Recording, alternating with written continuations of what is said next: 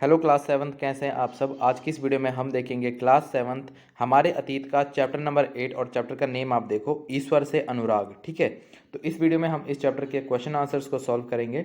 और अगर आपने चैप्टर पढ़ लिया है तो आपको काफ़ी अच्छे से क्वेश्चन आंसर समझ में आएंगे, लेकिन अगर आपने नहीं भी पढ़ा है तो मैं काफ़ी हद तक यहाँ पर आपको क्वेश्चन आंसर समझाने की कोशिश करूँगा। ठीक है, तो स्टार्ट करते हैं वीडियो को। आप अपनी कॉपी और पेन उठाओ और चलो मेरे साथ क्वेश्चन आंसर्स को सॉल्व करने। तो क्लास 7 देखो, इस चैप्टर के अंदर सबसे पहले आपके पास प्रश्न अभ्यास पाठ्य पुस्तक से में फिर से याद करें में प्रश्न एक है। देखो, निम्नलिखित में मेल बैठा है। ठीक है, यानी कि मैच द फॉलोइंग आपको दिए हैं। तो देखो हम सीधा उत्तर पे जाते हैं। तो देखो, बुद्ध, ये आपको किससे मिलाना है, सामाजिक अंतरों पर सवाल उठाए। ठीक है, बुद्ध ने सामाजिक जो अंतर थे उनमें सवाल उठाए। ठीक है, कि ऐसा क्यों, आखिर ऐसा क्यों है। ठीक है, गलत चीज़ें जो भी थे मतलब उन पर बुद्ध ने सवाल उठाए। ठीक है, शंकर देव क्या थे, ये नामघर थे। ठीक है, और यहाँ पर आप देखो निजामुद्दीन औलिया, तो ये देखो ये क्या है, सूफी संत थे। और नयनार, तो यहाँ पर आप देखो शिव की पूजा की। और यहाँ पर देखो अलवार, विष्णु की पूजा। ठीक है, अब देखो प्रश्न 2 है आपके पास, शंकर डैश के समर्थक थे। अब किसके समर्थक थे शंकर, तो आप देखो यहाँ पर अद्वैत के। ठीक है, अद्वैत के समर्थक थे शंकर। तो ये आप अच्छे से याद कर लें कि किसका समर्थक कौन था। देखो हिस्ट्री जो है आपके लिए मतलब 90% चीज़ें हिस्ट्री में ऐसे ही याद करने समझने लायक चीज़ें हैं। एक तरह से स्टोरी की तरह आप अपने माइंड में इन्हें बिठाते रहो। ठीक है, रामानुजन क्या थे, ठीक है, रामानुज। ठीक है, रामानुज डैश के द्वारा प्रभावित हुए थे, किसके, अलवार के द्वारा प्रभावित हुए थे।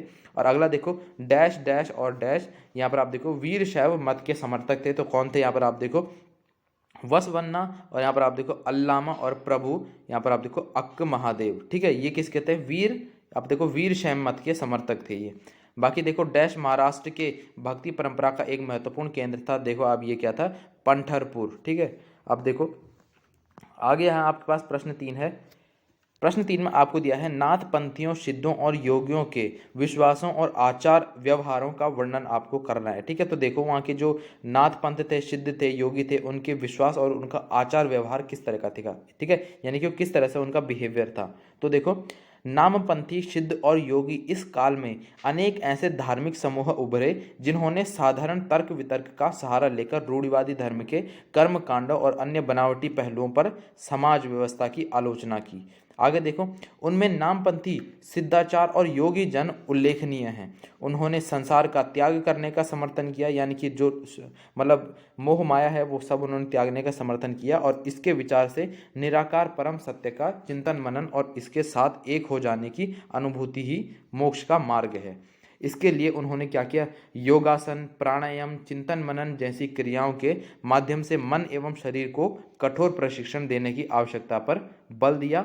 उनके द्वारा की गई रूढ़वादी धर्म की आलोचना ने भक्ति मार्गीय, ठीक है, धर्म के लिए आधार तैयार किया, जो आगे चलकर उत्तरी भारत में लोकप्रिय शक्ति बना। ठीक है, और यहाँ तक कि देखो आप उत्तरी भारत में आज के टाइम पे भी काफ़ी ज़्यादा इन चीज़ों को माना जाता है। ठीक है, योग, प्राणायाम, चिंतन मनन, वैसे तो ऑल ओवर वर्ल्ड में ही, लेकिन उत्तर भारत में काफ़ी ज़्यादा लोगों में इन चीज़ों में क्रेज़ है। ठीक है, आगे देखो प्रश्न 4 है आपके पास, कबीर द्वारा अभिव्यक्त प्रमुख विचार क्या थे। तो उन्होंने इन विचारों को कैसे अभिव्यक्त किया। तो देखो कबीर के जो अभिव्यक्त थे, ठीक है, प्रमुख जो विचार थे वो आपको बताने हैं, और उन्होंने इन विचारों को किस तरह से अभिव्यक्त किया, ठीक है, लोगों के सामने प्रस्तुत किया एक तरह से आप मानो।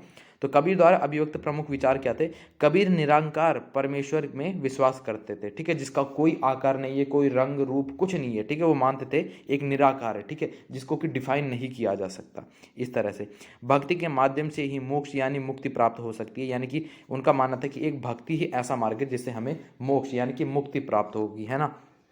बाकी देखो थर्ड पॉइंट है, हिंदू और इस्लाम धर्म में व्याप्त कुरीतियों की आलोचना की उन्होंने। ठीक है, अब हिंदू और इस्लाम में जो भी यहाँ पर मतलब बीच में टकराव चलता है, इसकी उन्होंने सख्त मतलब मनाही की एक तरह से, कि ये सब चीज़ें मतलब गलत हैं। एक तरह से जो भगवान है वो निराकार है, सब एक है। ठीक है, बाकी देखो प्रत्येक व्यक्ति को ईश्वर के प्रति प्रेम भाव रखना चाहिए, उनका कहना था। हिंदू और मुसलमान एक ही ईश्वर की संतान है, मतलब जो भगवान है, जो गॉड है एक तरह से माने, वो सिर्फ एक है। ठीक है, और उसका कोई आकार, उसका कोई रंग, उसका कोई रूप नहीं है, उनका ये मानना था।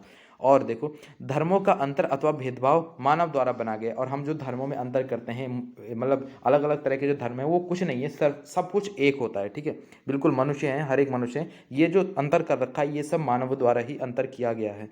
आगे देखो प्रश्न 5 है यहाँ पर, सूफियों के प्रमुख आचार व्यवहार क्या थे। जो सूफियाँ थे उनके प्रमुख आचार व्यवहार आपको बताना है। तो देखो सूफी पंथ के आचार व्यवहार, पहला देखो सूफी पंथ धर्म के बाहरी आडंबरों को अस्वीकार करते हुए ईश्वर के प्रति प्रेम और भक्ति तथा सभी मनुष्यों के प्रति दया भाव रखने पर बल देते थे। ठीक है, जो सूफी पंथ थे वो धर्म के जो बाहरी आडंबर होते हैं, ठीक है, उनको अस्वीकार करते थे। मतलब जो मतलब सब कार्य होते हैं इधर उधर के, उन सब चीज़ों को मना करते थे। वो सोचते थे कि ईश्वर के प्रति प्रेम और भक्ति होनी चाहिए, यही मनुष्यों की क्या थी, मतलब दया भाव होना चाहिए एक तरह से हर जीव के प्रति, ईश्वर के प्रति। बाकी देखो दूसरा पॉइंट है यहाँ पर, सूफी संत ईश्वर के साथ ठीक उसी प्रकार जुड़े रहना चाहते थे जिस प्रकार एक प्रेमी दुनिया की, ठीक है, एक प्रेमी दुनिया की परवाह किए बिना अपनी प्रियतम के साथ जुड़े रहना चाहता है। आगे देखो ईश्वर एक है, उसे प्रेम साधना और भक्ति द्वारा प्राप्त किया जा सकता है। बाकी देखो प्रश्न 6 है आपके पास, आपके विचार से बहुत से गुरुओं ने उस समय प्रचलित धार्मिक विश्वासों तथा प्रथाओं को अस्वीकार क्यों किया होगा। तो देखो बहुत से गुरुओं ने उस समय प्रचलित जो धार्मिक विश्वास थे, प्रथाएं थी, ठीक है, अलग अलग तरह की प्रथाएं चलती थी, उनको उन्होंने अस्वीकार क्यों किया, ठीक है, इसका आपको कारण बताना है। तो देखो बहुत से गुरुओं ने उस समय प्रचलित धार्मिक विश्वासों तथा प्रथाओं को निम्न कारणों से अस्वीकार कर दिया, जैसे कि देखो पहला पॉइंट है, प्राचीन काल से चले आ रहे ऐसे धार्मिक कर्मकांड जिनमें कई तरह की कुरीतियां व्याप्त हो गई थी, कई तरह की उनके अंदर बीमारियां, बोल रहा हूं मैं यहाँ पर, बुराइयां थी। ठीक है, आगे देखो प्राचीन काल से चली आ रही धार्मिक रीति रिवाज एवं प्रथाओं में काफ़ी जटिलताएं थी, ठीक है, यानी कि बहुत सारी उनके अंदर गलत चीज़ें थी और बहुत सारा वो मतलब पेंच में घूमे हुए थे, ठीक है, कि मतलब इधर का उधर, ये सारी चीज़ें उसके अंदर बहुत सारी मतलब डीप चीज़ें थी। उस समय प्रचलित धार्मिक विश्वास तथा प्रथाएं समानता पर आधारित नहीं थी और कई वर्गों के साथ काफ़ी भेदभाव किया जाता था। उस टाइम पे ऐसा भी था कि कई वर्ग ऐसे भी थे जिनके साथ बहुत ज़्यादा भेदभाव भी हुआ करता था।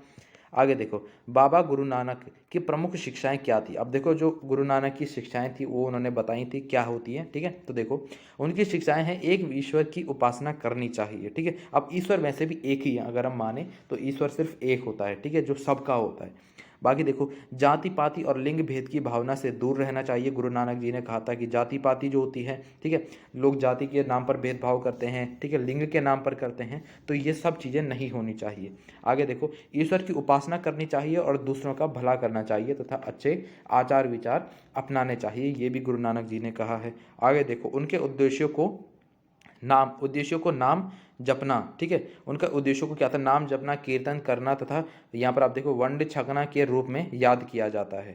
आगे देखो अब आइए विचार करें, मैं आपके पास प्रश्न 8 है। देखो जाति के प्रति वीर शैवों अथवा महाराष्ट्र के संतों द्वारा दृष्टिकोण कैसा था, ठीक है। तो देखो इसका उत्तर आप लिखोगे, देखो जाति के प्रति वीरशैव के विचार, ठीक है। तो देखो वीरशैवों के सभी प्राणियों की समानता के पक्ष में और जाति तथा नारी के प्रति व्यवहार के बारे में ब्राह्मणवादी विचारधारा के विरुद्ध अपने प्रबल तर्क प्रस्तुत किए। इसके अलावा वे सभी प्रकार के कर्मकांडों और मूर्ति पूजा के विरोधी थे।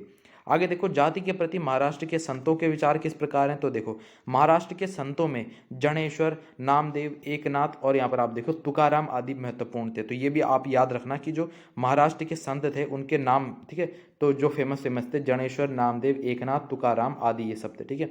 और इन संतों ने सभी प्रकार के कर्म कांडों, ठीक है, पवित्रता के ढोंगों और जन्म पर आधारित सामाजिक अंतरों का विरोध किया था इन्होंने। आगे देखो प्रश्न 9 आपके पास क्या है, आपके विचार से जन साधारण में मीरा, ठीक है, मीरा की याद को क्यों सुरक्षित रखा, ठीक है। अब देखो इसका उत्तर, हमारे विचार से जन साधारण ने मीराबाई की याद को निम्न कारणों से सुरक्षित रखा, जैसे कि देखो मीराबाई एक राजपूत राजकुमारी थी और उसका विवाह मेवाड़ के राज परिवार में हुआ था। फिर भी उन्होंने रविदास, जो कि क्या होते हैं यहाँ पर आप देखो अस्पृश्य जाति से संबंधित थे, को अपना गुरु बनाया था उन्होंने, ठीक है। आगे देखो इन्होंने एक तरह से मतलब यहाँ पर जाति पाति का इन्होंने भेदभाव नहीं किया, ठीक है, इसको मतलब एक तरह से जाति पाति का जो भेदभाव है इसको उन्होंने ठुकरा दिया, ठीक है। आगे देखो उन्होंने भगवान कृष्णा की उपासना में अपने आप को समर्पित कर दिया था उन्होंने, ठीक है, और उन्होंने अपने गहरे भक्ति भाव को कई भजनों में अभिव्यक्त किया। उनके बहुत सारे भजन भी आपने सुने होंगे, ठीक है, मीराबाई के, और अगर आप महाराष्ट्र की साइड से हैं वहाँ पर तो आपको काफ़ी सारे पता भी होंगे। आगे देखो उनके गीतों ने उच्च जातियों के रीतियों नियमों को खुली चुनौती दी तथा ये गीत राजस्थान व गुजरात के जनसाधारण में बहुत लोकप्रिय हैं, ठीक है। तो क्लास 7 देखो आपके यहाँ पर इस चैप्टर के भी सारे क्वेश्चन आंसर्स कंप्लीट हो जाते हैं एंड आप क्लास 7 अदर सब्जेक्ट के क्वेश्चन आंसर वीडियोस भी मॉडर्न मास्टर जी के चैनल पर देख सकते हैं। तो मैंने सभी पे वीडियो बना रखी है। तो बाकी तब तक के लिए पढ़ाई करते रहें और मॉडर्न मास्टर जी का नाम भी रोशन करें।